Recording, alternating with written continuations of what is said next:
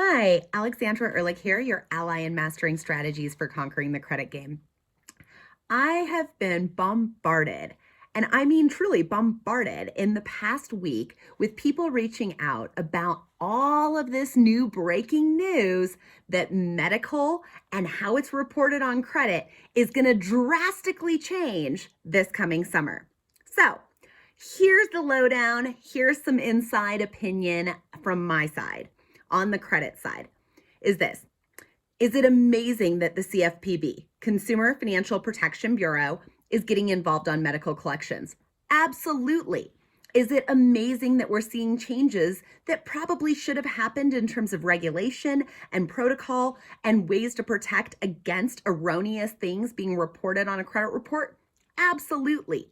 However, what does this really mean, not only for your credit score, but what does it really mean as far as what we won't see on our reports moving forward? What are the possible loopholes? Let's talk about that. First, what does this mean for our scores?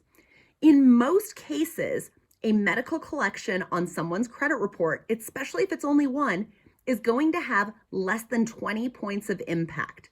Now, however, if somebody has had an absolutely flawless credit history, it can be up to over 200 points of negative impact, depending on how long that collection is left in an open status and reporting.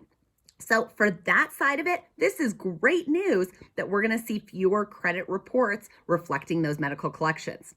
Now, what does it mean for what are we actually going to see coming off? Supposedly, paid medical debts will be dropped from consumers' reports. Let's stop with that one for a minute. Paid medical debts. Does that mean that they're going to be from the actual medical practitioner? Does it mean that if they're held by a collection agency? Who does this mean? Does it mean only if they're listed as medical? Oftentimes, a medical debt will be held by a collection agency and will simply be listed as a collection. If that is the case, odds are it won't fall under this guideline, even if the original creditor was a medical practitioner. If it's only listed on the credit report as a collection with no indication as to what type of collection it is or who the original creditor was, odds are it's not going to just magically come off because it is paid off, because it may have originated as a medical collection. I know I'm getting a little wordy with this. Bottom line, how do we know that just because we know it started as a medical office, does the computer know and recognize that it's a medical collection and that it must then be removed? Also, who's going to take care of actually removing it? Is it the collection agency's responsibility, the credit bureau's responsibility, or ours as a consumer? Now, the second thing that's going to be changing, the time period before unpaid medical debts in collections will appear on a credit report will increase from 6 months to 1 year. Well, what is that?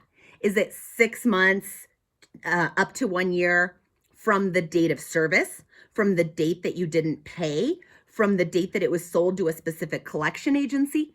When does that 1 year timeline start and stop? And who determines it? I don't think we're going to see as many changes here as we think we are. And then also, the credit bureaus will drop medical collection debt under $500 from credit reports. So what do I think is going to happen?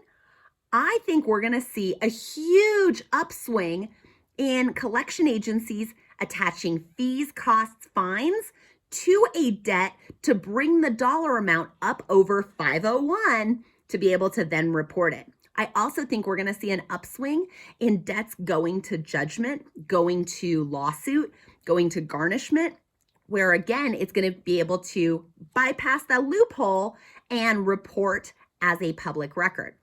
I also think that we haven't really factored what does this mean for debts being sold, resold, and Hipaa. You guys, Hipaa. None of this stuff should be on our report in the first place because we don't give consent for the general public or for our creditors or our banks to see our personal medical information. So how is any of this on there anyways? Fair Credit Reporting Act, 1978, you guys. It says everything on your report must be 100% accurate and 100% verifiable to be on there.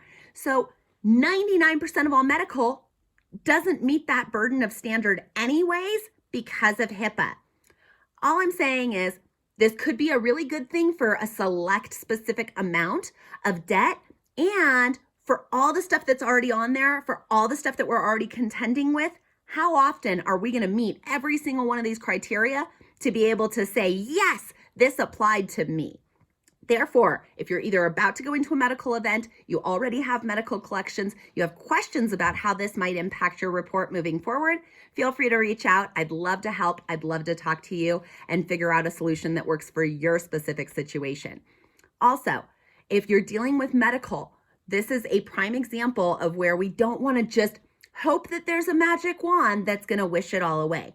Just because it's not on the report doesn't mean that we may not, in fact, owe that money, and that there's not other ways that the medical practitioners, the doctors, the hospitals, whoever it is, can still come after us for money.